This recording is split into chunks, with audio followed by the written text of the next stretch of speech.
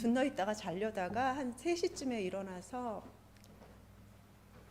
말씀을 보는데 그냥 묵상하던 순서대로 오늘 역대상 13장이었어요.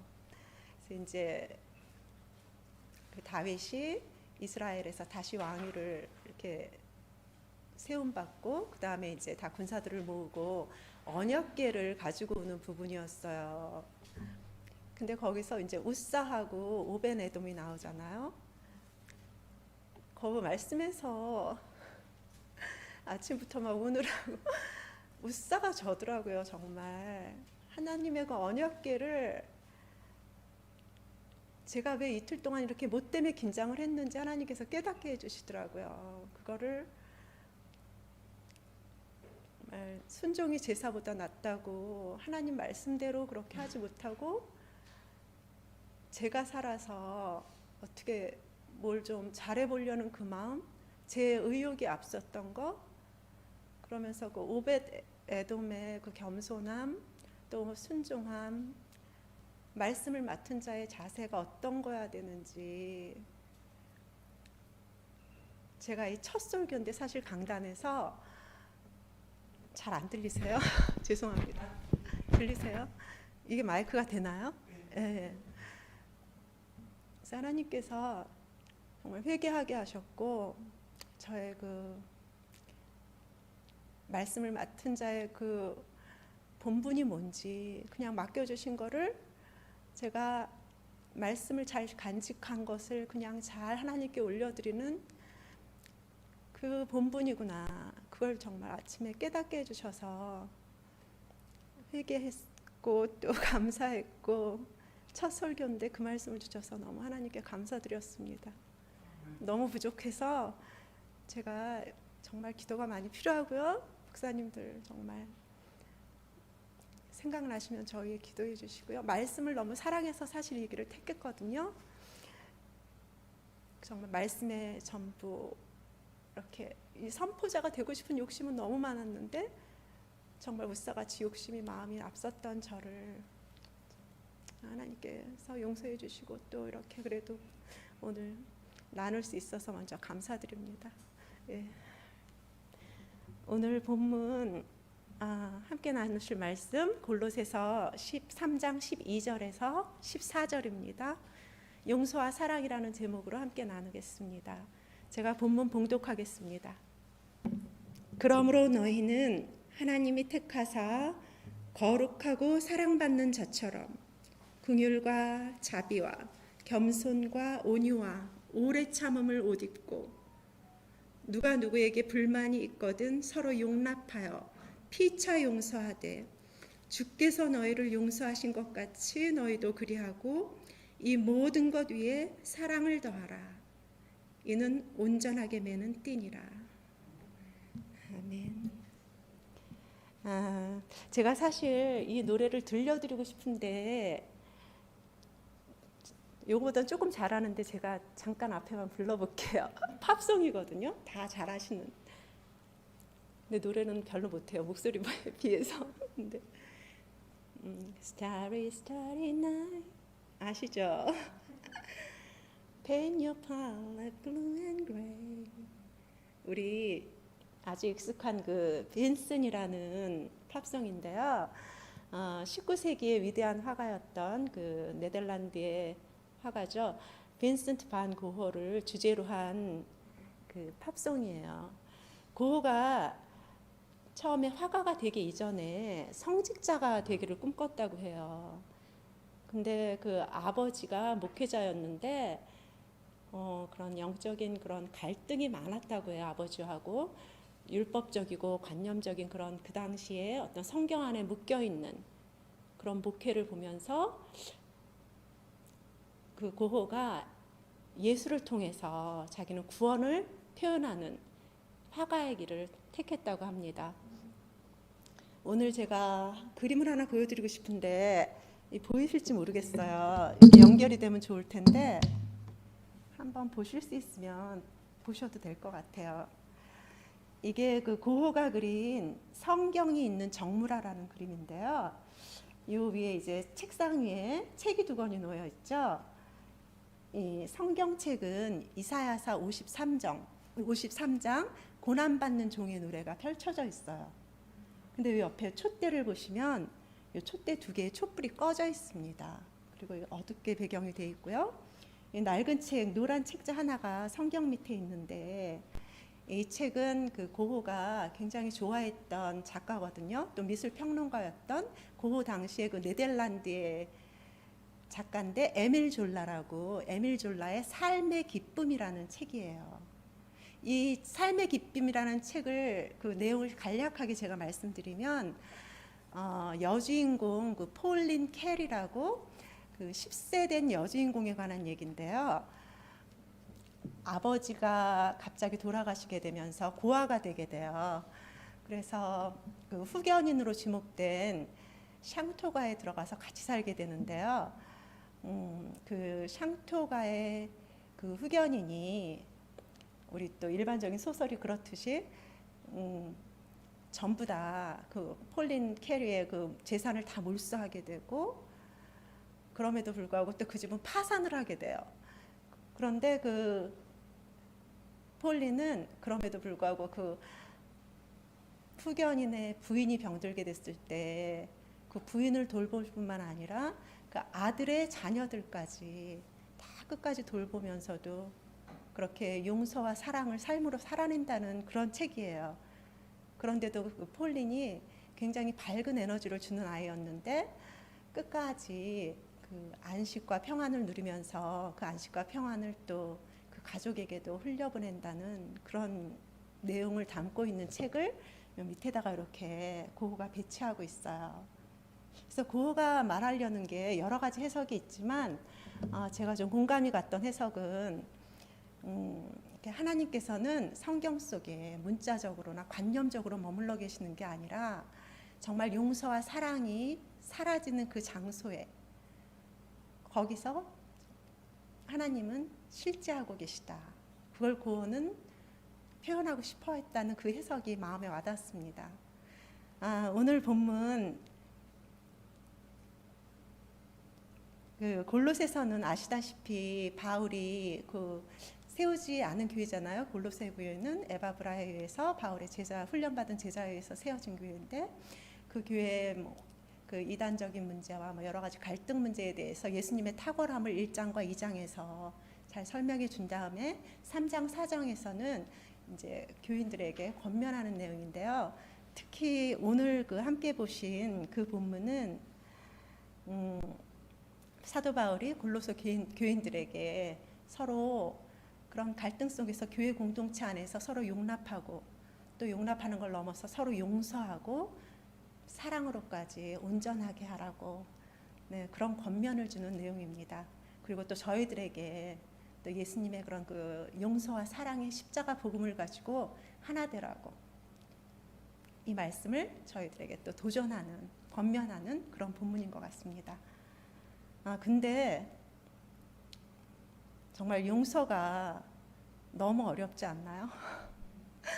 용서했다고 생각했는데 어떤 또 이런 트리거라 그러나요? 그러면 또 속에서 막 복수하고 싶고 나도 한번 어떻게 해주고 싶고 그것과의 싸움인 것 같아요. 저희 그 특히 사역지에서도 그렇고 가족 간에도 그렇고 모든 관계에서 우리가 이 용서의 문제가 참 하나님께서 우리를 빚어가시는 하나님의 성품으로 인도해 가시는 그 과정이 아닌가.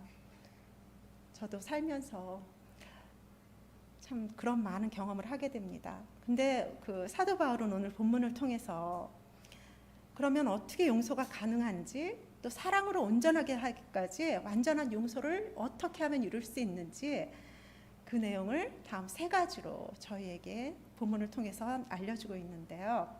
첫째는 그리스도로 옷 입음으로 용서할 수도 있다고 사도 바울은 말씀하십니다. 12절 한번 다시 읽을까요? 그러므로 너희는 하나님이 택하사 거룩하고 사랑받는 자처럼 긍휼과 자비와 겸유와 겸손과 온유와 오래 참음으로 옷 입고 12절에서 바울은 용서의 주체가 하나님이심을 말합니다. 거룩과 사랑은 하나님의 성품입니다. 하나님께서는 끈질긴 구원의 사랑으로 우리를 먼저 선택해 주셨고, 그리고 우리의 죄를 예수님의 십자가를 통해 제거하여 주심으로 우리에게 거룩함을 덧입혀 주셨습니다. 구원의 은혜로 예수님의 무한한 사랑을 받으며 살도록 초청해 주셨습니다. 그래서 우리는 예수님을 사랑할 수밖에 없게 되었고, 예수님을 갈망하는 만큼 성령의 열매인 자비와 양선과 온유와 절제가 우리 안에 자라갑니다. 하나님의 성품과 성령의 열매가 자라는 만큼씩만 우리는 용서할 수 있는 것 같습니다. 제 개인적인 간증을 잠깐 드리면요, 제가 한 사람을 용서하는데 장장 10년이 걸렸습니다. 그래서 좀 용서가 좀 쉬워진 줄 알았거든요. 근데 이건 오래지 않은 일인데요, 또 한 사람을 용서하는데 정말 2년여의 피눈물 나는 그 기도의 시간이 필요했습니다. 용서가 얼마나 힘겨운 싸움이든지요, 정말. 그런데 더 고통스러웠던 거는 주시는 그 감동으로 용서를 전했는데도 도리어 그 선을 악으로 갚더라고요.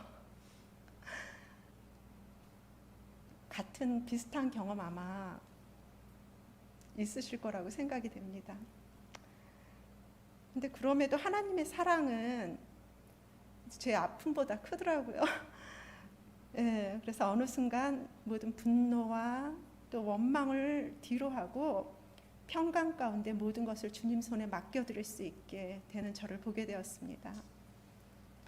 하나님 앞에서 얼굴과 얼굴을 맞대고 보는 그 아버지의 집에서 받을 위로와 칭찬을 바라보게 되었습니다. 하나님의 은혜가 모든 상처를, 그 파인 자국들을 이렇게 다 채웠습니다. 혹시 아직 용서할 수 없는 상처 속에서 마음이 아픈 분들이 계시다면 하나님의 깊은 위로와 도우심이 함께 하시기를 간절히 바랍니다. 은혜를 구하시기를 바랍니다. 주님이 용서를 도와주실 것입니다. 공의로우신 하나님께서 우리가 주님 앞에 설 때 판단하여 주실 것입니다. 칭찬과 기쁨이 있을 것입니다. 거룩하시고 의로우신 주님을 신뢰하시기 바랍니다. 두 번째는 주님이 행하신 십자가 그 복음의 빛 아래서 용서할 수 있습니다.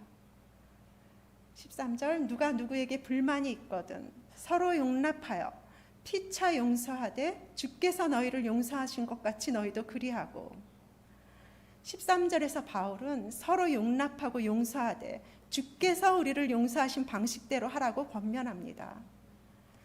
바울은 로마서 5장 8절에서 이것이 그리스도께서 보여주신 방식이라고 말합니다. 우리가 아직 죄인 되었을 때 그리스도께서 우리를 위하여 죽으심으로 하나님께서 우리에 대한 자기의 사랑을 확증하셨느니라. 복음이 무엇일까요? 누가 여러분에게 복음이 뭐냐고 물으신다면 어떻게 대답하시겠어요? 저는 복음은 용서와 사랑이라고 말하고 싶습니다. 예수님께서는 도저히 용서하실 수 없는 모욕과 고통을 당하시고도 그들이 용서를 구한 것도 아닌데 먼저 용서하셨습니다. 대가를 요구하지도 않으셨습니다. 그리고 바울이 14절에서 권면한 대로 이 모든 것에 그리스도의 사랑을 담아야 합니다. 이 모든 것 위에 사랑을 더하라. 이는 온전하게 매는 띠니라. 바울은 로마서 13장 10절에서 사랑은 모든 율법의 완성이라고 선언합니다. 온전한이란 말은 원어로 완전하게 한다는 뜻입니다. 사랑은 모든 것을 완전하게 하는 연합의 띠입니다. 사도 베드로의 말씀처럼 사랑은 상대방의 허물을 덮어주는 것입니다. 통계에 의하면 정신병의 50% 정도가 자기가 용서받지 못했다는 죄책감 혹은 자괴감 같은 것들이 원인이라고 합니다. 용서가 그만큼 어렵다는 얘기겠죠. 배신, 또 거절감, 모욕감, 수치심, 그렇게 가슴에 피멍이 맺히는 그 고통을 준 상대를 어떻게 용서할 수 있겠어요? 정말 쉽지 않은 일이죠. 최근에 책을 하나 읽었는데요. 신약학자 리처드 모크홈이라는 신약학자가 쓴 십자가에서라는 제목의 책입니다. 그 책 중에서 이런 대목이 인상적이어서 나누고 싶습니다. 어떤 의미에서 하나님은 사랑과 우정을 나눌 수 있는 인간을 창조한 시점부터 계속해서 배신을 경험하셨다고 말할 수도 있다. 사랑할 수 있다는 것은 배신의 가능성을 전제하기 때문이다. 사실 가장 많이 배신당하시는 분은 바로 하나님이십니다. 우리는 매일 하나님의 사랑을 배신합니다. 그런데도 그분은 자신의 독생자를 십자가라는 형틀에 내어주시는 방식으로 우리를 용서하셨습니다. 끝까지 사랑하셨습니다. 우리를 용서로 부르시는 하나님의 초대입니다. 혹시 용서할 수 없어서 멀어질 수밖에 없었던 그 한 분이 지금 마음속에 혹시 생각나시는 분이 계신가요? 그러시다면 정말 쉽지 않은 일이지만 용납과 용서의 한마디를 전해보시면 어떨까요? 괜찮아요. 그럴 수도 있죠. 사랑합니다. 그리스도의 평강으로 그 사람을 자유케 하실 것입니다. 그것이 복음입니다. 구원입니다. 그러므로 용서는 그리스도의 길을 가고자 하는 제자된 우리의 소명입니다. 에밀 졸라의 소설 속 주인공 폴린 캐리처럼, 십자가의 예수님처럼 기꺼이 고통을 감내하는 자만이 타인들을 치유하는 힘이 있음을 꼭 기억하시길 바랍니다. 서로 용납하시고 용서를 결단하시고 그 위에 예수님의 십자가 사랑을 더하시는 주님의 크신 은혜가 여러분 모두와 함께 하시기를 간절히 축복하며 기도합니다.